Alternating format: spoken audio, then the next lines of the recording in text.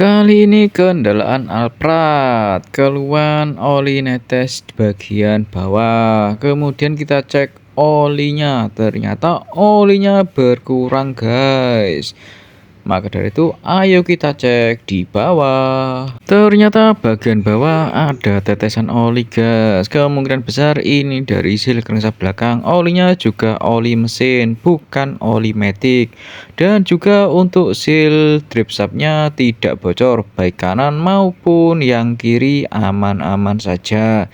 Jadi seal crankshaftnya yang bocor. Kemudian kita lepas cover dari baut torque converternya ya. Ternyata bagian dalamnya basah, guys, dan fix, berarti kebocoran berasal dari seal crankshaft belakang. Jadi untuk pembongkarannya kita akan bongkar dulu bagian atas ya. Aki, filter udara, dan soket-soket bagian atas kita lepas semua. Kemudian kita lepas baut torque converter ya. Nah, posisinya di sini, guys. Kita lepas semuanya. Ada 6 buah untuk baut torque converternya. Selanjutnya kita lepas drip shaftnya ya, untuk posisi kanan dan kiri. Setelah semua beres, kita turunkan transmisi maticnya.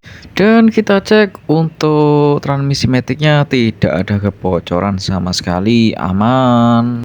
Dan di balik drift pad ini guys, ada bekas oli-oli yang netes ya. Nanti kita akan bongkar bautnya dan kita cek bagian dalamnya.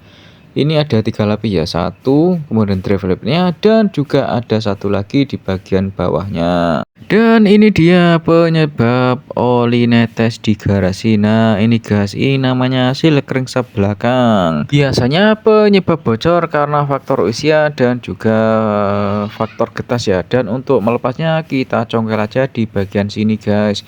Hati-hati jangan sampai membuat luka di area tatakannya atau dudukan dari sealnya. Nah mudah sekali bukan, tinggal kita congkel dan selesai. Nah dan ini untuk part barunya, ayo kita pasang. Dan ini kondisi setelah part barunya terpasang, guys.